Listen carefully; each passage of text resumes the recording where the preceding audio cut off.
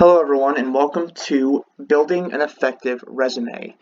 At the library we often get questions from people of just about the sort of do's and don'ts of a resume. Sometimes people just need help kind of revamping them, cleaning them up a little bit. So whether you're putting together a resume for the first time or you just want to go back to your current resume and again just kind of clean it up a bit, revise it, this is just a little tutorial to help guide you through some of those do's and don'ts. Okay, so of course our first question is, what is a resume? So a resume is a brief summary of your skills, accomplishments, and history as it relates to a potential job. And of course, it's a selling tool used to get an interview. So you're using that resume to really get in the door. Okay, so you need to sell yourself. It highlights your strengths and other related information that pertain to the job you're applying for. Of course, negative details such as why you left the job and other damaging points are left off. All right, these are basically saved for the interview if you're asked about any of those kinds of things. Okay, honesty is always the best policy in an interview, but as far as your resume, you're really just going to include just the positives of your work experience because again, you're trying to sell yourself. Now, there are no hard and fast rules for constructing resumes, but there are some general guidelines that should be followed. So why include a resume? All right, so oftentimes if you come across a job posting, it's going to require a job application, and then there will be an option to attach a resume to it as well. So if the resume, whenever there's an option for a resume, include it, include it, include it. Always include it because it demonstrates how seriously you take the position. Okay, so if you go through the work of including this extra material, it demonstrates to the employer how seriously you're taking yourself and the job. It's also something you can keep on hand to summarize your strengths and accomplishments. So even if you go to an interview and you only had to fill out a job application, you could still have this with you, and you can give a physical copy to the interviewer. You can have it on hand for yourself, just to kind of have something to go off of. It will better prepare you for questions during interviews. And this is a big one because, of course, if they ask about maybe a project you've done or your strengths, you can just kind of think back to your resume, what you wrote on there, and just there's your answer. It's all ready to go.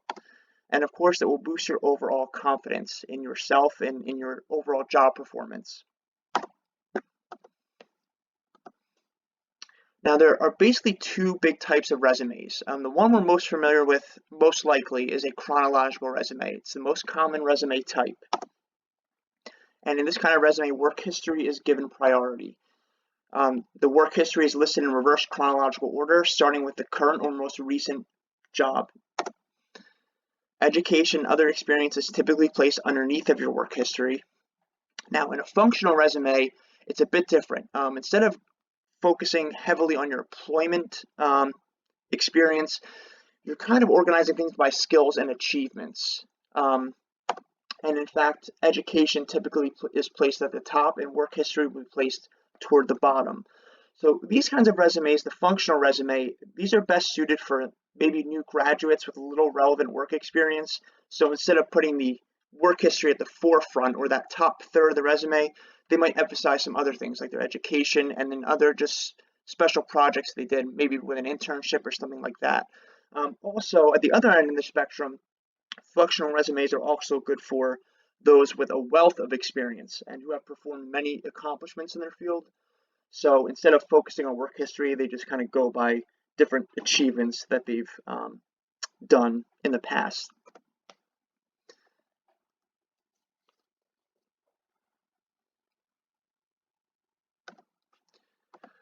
So from here on out, we're just going to be talking about the chronological resume because again, it is the most popular form of resume.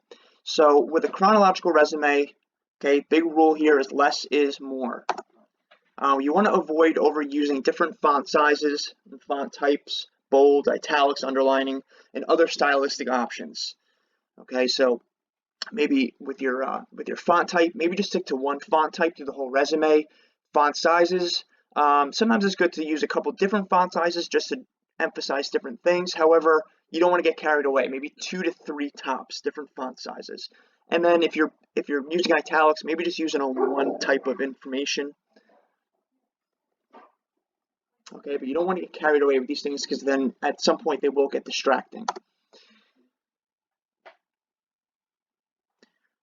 Now, in terms of the font size, you basically want to stick to 10 to 12 points throughout. Okay, usually it's best try it with 12 points, and if you find that you're maybe going over a page or something, then you can kind of adjust, shrink it down to 11, maybe, and then even 10. Okay, you don't want to go lower than 10 because then it gets hard to read. And remember, there are half sizes. You can try 10.5, 11.5. The only exception is for your contact information at the top.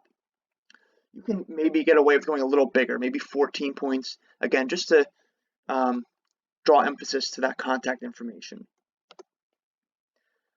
In terms of the font type, stick to a formal font type. Okay, your two go-tos are Times New Roman and Arial. These are great choices, so I would encourage you to just stick with one of those two.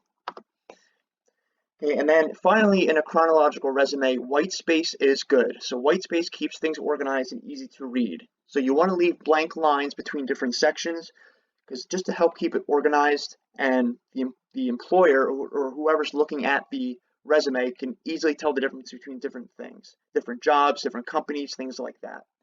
And you want to set your page margins to, you want to, again, start with 1 inch. That's a standard page margin. Okay, now if you find that you're kind of running over a page and you want to condense it, try going down to a little narrower to 1/2 inch. Okay, you don't want to go any less than that, because then it's going to look like the words are spilling over the sides of the page. But so try 1 inch, and then if all else fails, go down to 1/2 inch.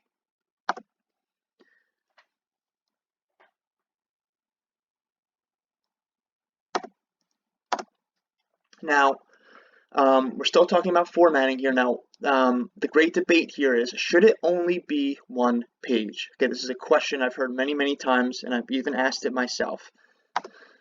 So it really depends on your experience. Okay, again, there's no hard and fast rule that says a resume must be 1 page. Okay, so it might depend on your experience. Again, if you have a wealth of experience, naturally your resume might spill over, okay, beyond 1 page, and that's okay. So a second page, even maybe even a third and fourth is okay, but really that's for people with, and you might be one of those people, okay, with a lot of experience. However, second page is okay. Now the general rule though is that if your next page is less than half full, you want to pare down to the fewest amount of pages possible. So for example, just as it says here, if the second page has only 4 lines on it, you want to find a way to reformat it so that the resume is only 1 page. Okay, so again, if that next page is less than halfway full, figure out a way, maybe shrink the font size, maybe open up, close up those margins a little bit, okay, to get it down to 1 page. Now, in terms of the employment section, okay, your work history, you want to list jobs in reverse chronological order with your present or most recent job first. Now, this is another kind of popular question, and that's how far back do you go with your employment section? Some people say I've been told 5 years, I've been told 10 years. So generally, going back 1 to 15 years is okay, especially if you feel an older job is particularly relevant to the job you're applying for. So some people say, 2 jobs, maybe I had a job in the past that really suits this job very well. So you definitely want to include it. You want to emphasize it.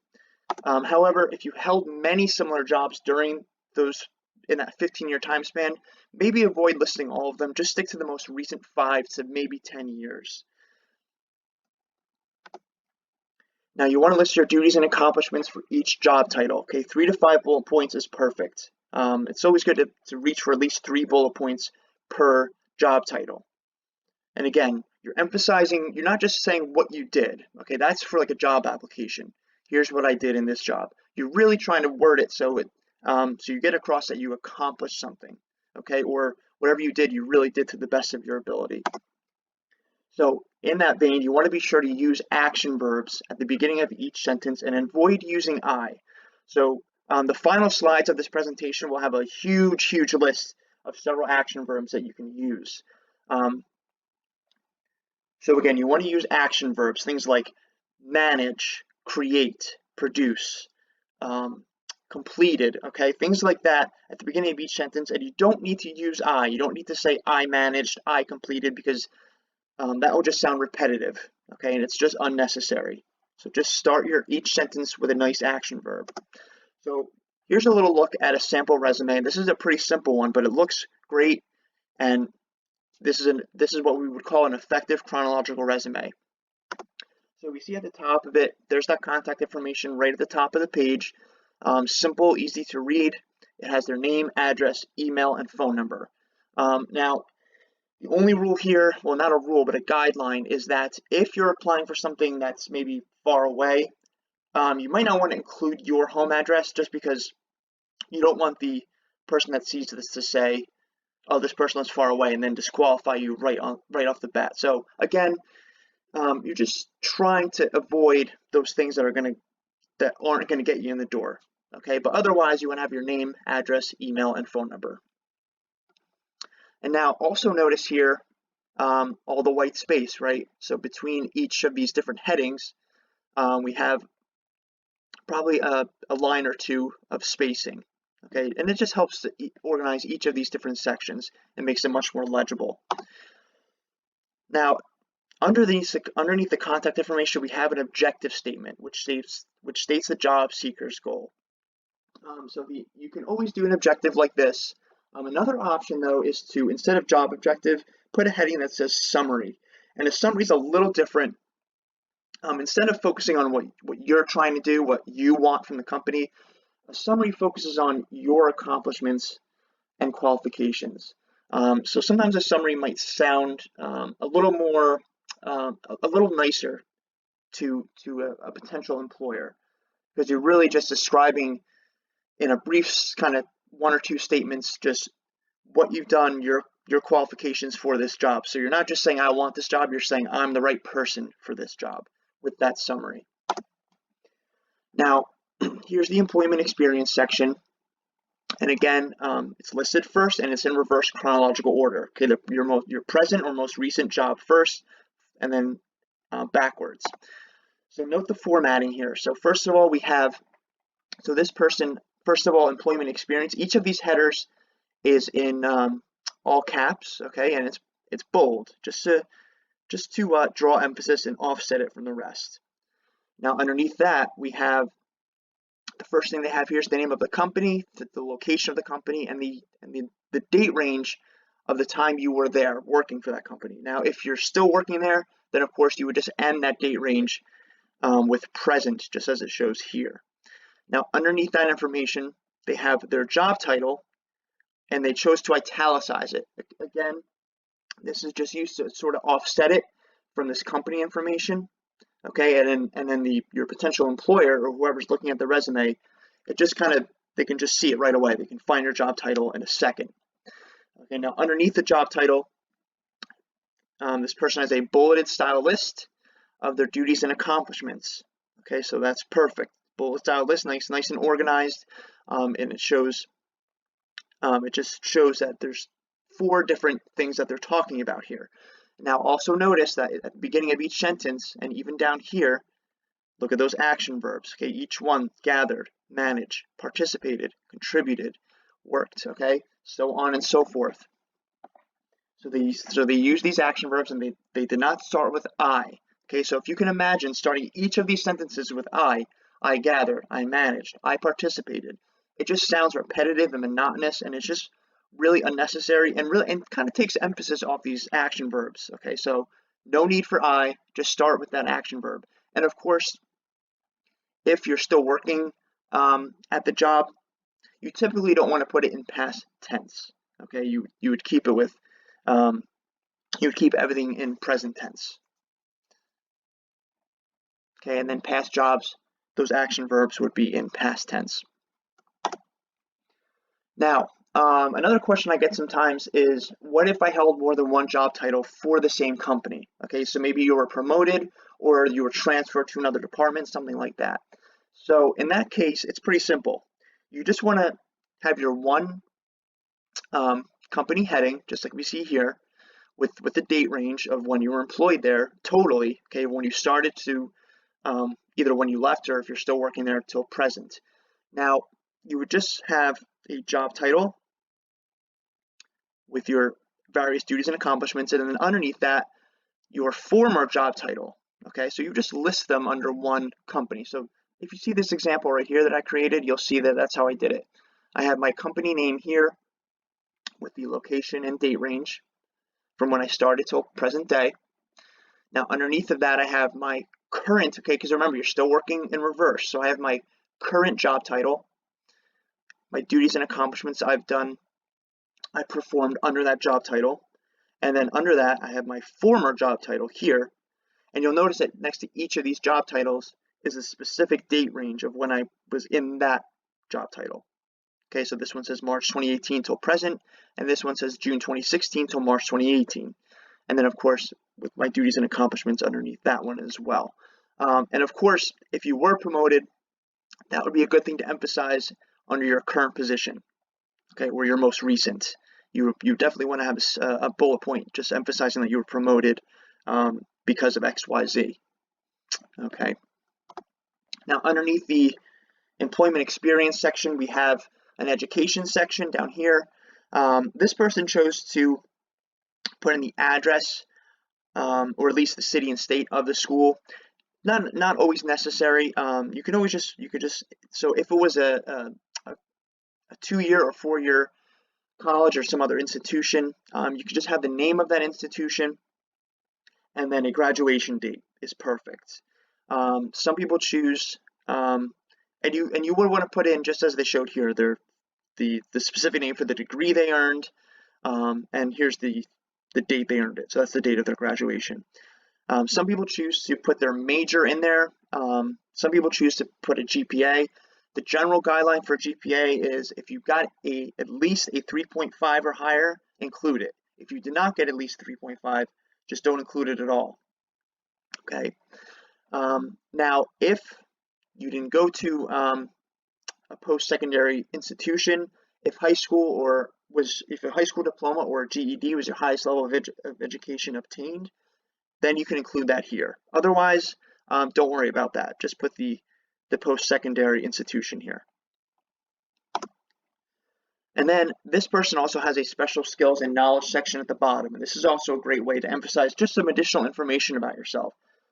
So if you have additional experience outside of your employment or educational experience, listed here. So this is a great place for, say, certifications, licenses that you earned, or even if you use Microsoft Office at home.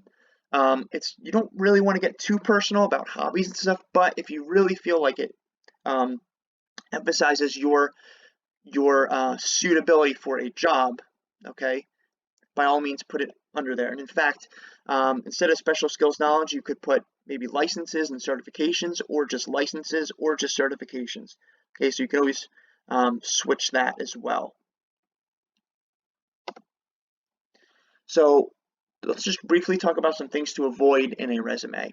Of course, you want to avoid personal information like marital status, religion, race, etc. These things, legally, they can't go into hiring decisions, so there's really no need to put them on your resume anyway. Letters of recommendation, okay, unless you're directed otherwise, unless they tell you to bring them, or at least unless they tell you to submit them with a resume, these typically will come after an interview, so there's really no need to submit those with a resume. Same thing with references, okay? This practice is actually kind of outdated. So again, unless you're directed otherwise, references are typically asked for after an interview. But with that said, it's good to have a list of references ready, just in case you're asked for them, even during an interview. You can just give them to them right there on the spot. Okay, so it's always good to have them ready, just so they're ready to go. Okay, same thing with letters of recommendation too. If you want to kind of get ahead of the game and just ask somebody for a letter of recommendation, you can do that. But sometimes letters of recommendation are tailored towards a specific job, so that's why sometimes you want to wait till after the interview and then ask for them. So it's kind of up to you how you want to do that, but you don't need to really submit them with the resume. Salary requirements. Again, unless they ask for them, don't include your salary requirements on a resume. If an employer asks for them, it will typically be part of the cover letter anyway, not the resume.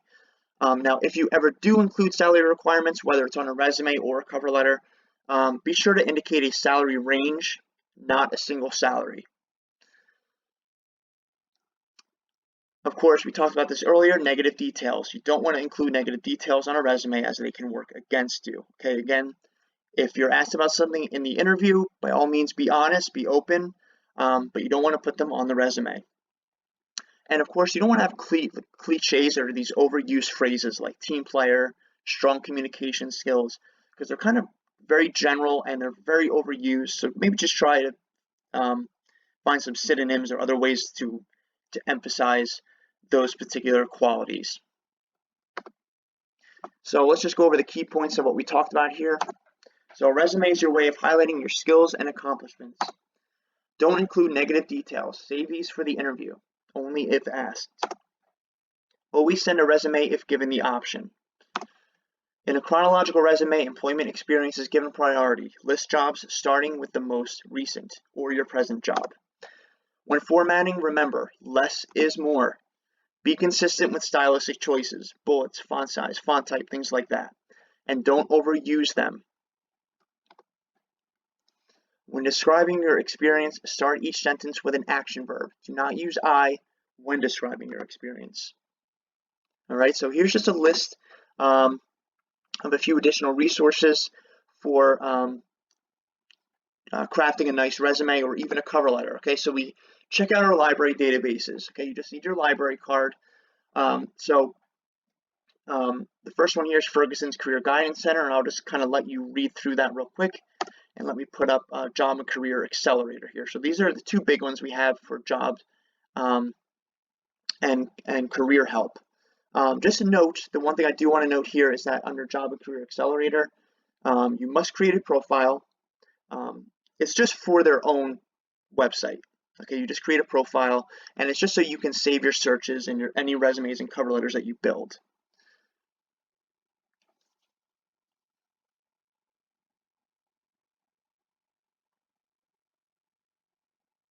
Okay, and as I said on the final slides here, we will have some action verbs, okay, a whole lot of them, 3 slides worth. So if you want to just kind of pause the video here and just take your time and look through them, by all means, go right ahead. All right, but otherwise, good luck with drafting or revising your resume, and take care.